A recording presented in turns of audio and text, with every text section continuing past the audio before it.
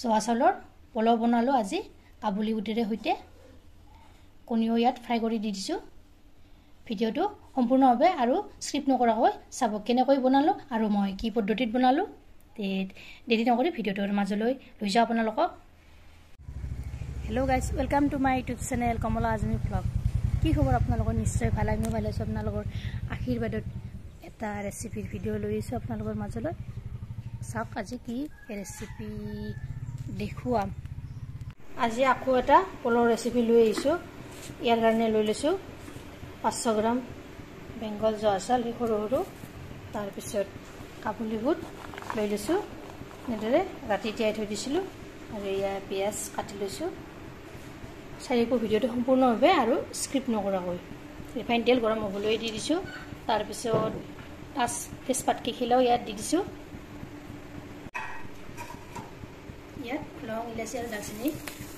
ইয়াতো দি দিছোঁ তাৰপিছত পিঁয়াজখিনি ইয়াত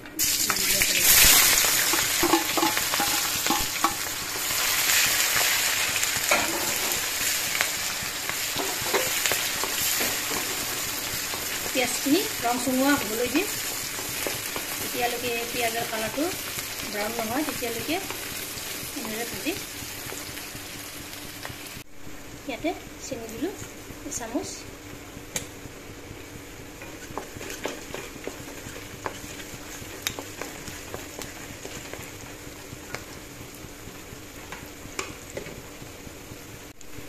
নিমখ দিলোঁ এচামুচ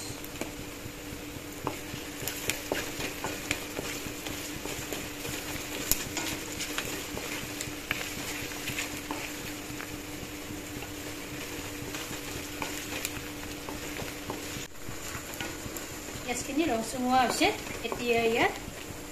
বুটকেইটা দি দিওঁ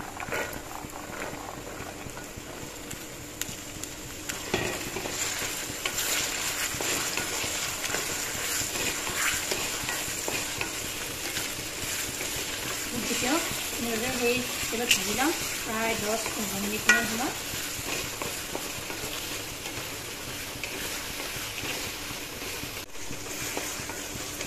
বুটখিনিও ভজা হৈ গৈছে এতিয়া চাউলখিনি বাকি দিম 2 ঘণ্টামান আগত ধুই এনেদৰে তৰিয়াই থৈ দিব লাগে তাত পানী এটুপো নাথাকে ভাজিবলৈ সুবিধা হয় তেতিয়া পানীটো নাথাকিলে ওপৰ কৰি এনেদৰে প্ৰথমতে ভৰাই দিলোঁ তাৰপিছত এনেদৰে ভাজি থাকিব লাগিব এতিয়ালৈকে চাউলৰ কালাৰটো ব্ৰাউন নহয় এনেদৰে ভাজি থাকি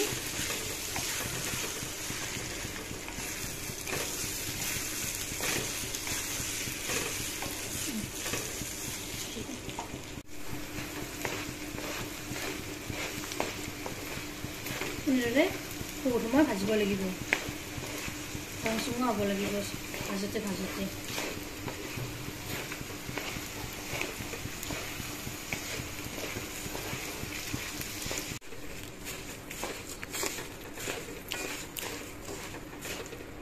দেখিছেনে কি ধুনীয়া ৰং চঙুৱা হৈছে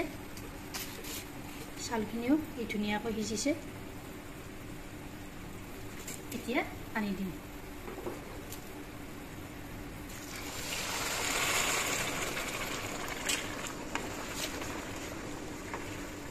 জোখমতে পানীখিনি দি দিব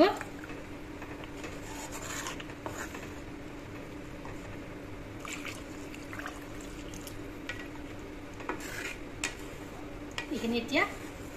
সিজিবলৈ দিম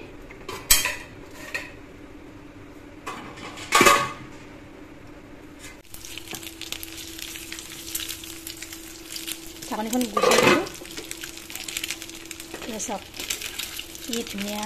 এটা হৈছে তল ওপৰ কৰি এনেকৈ লগাই দিলোঁ এয়া হৈ গ'ল ইয়াতে এনেদৰে কণী দুটা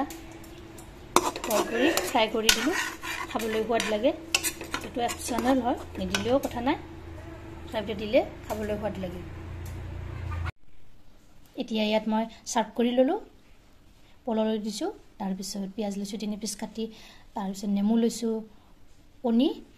বইল কৰি ফ্ৰাই কৰি লৈ লৈছোঁ এনেকৈ এবাৰ বনাই খাবছোঁ কি যে সোৱাদ লাগে নহয় ভিডিওটো ভাল লাগিলে লাইক কৰিব শেয়াৰ কৰিব কমেন্ট কৰিব আৰু মোৰ চেনেল যদি নতুনকৈ আহিছে চেনেলটো সাবস্ক্ৰাইব কৰিব লগতে ফেসবুক পেজটো ফলো কৰিব ধন্যবাদ জয় আই অসম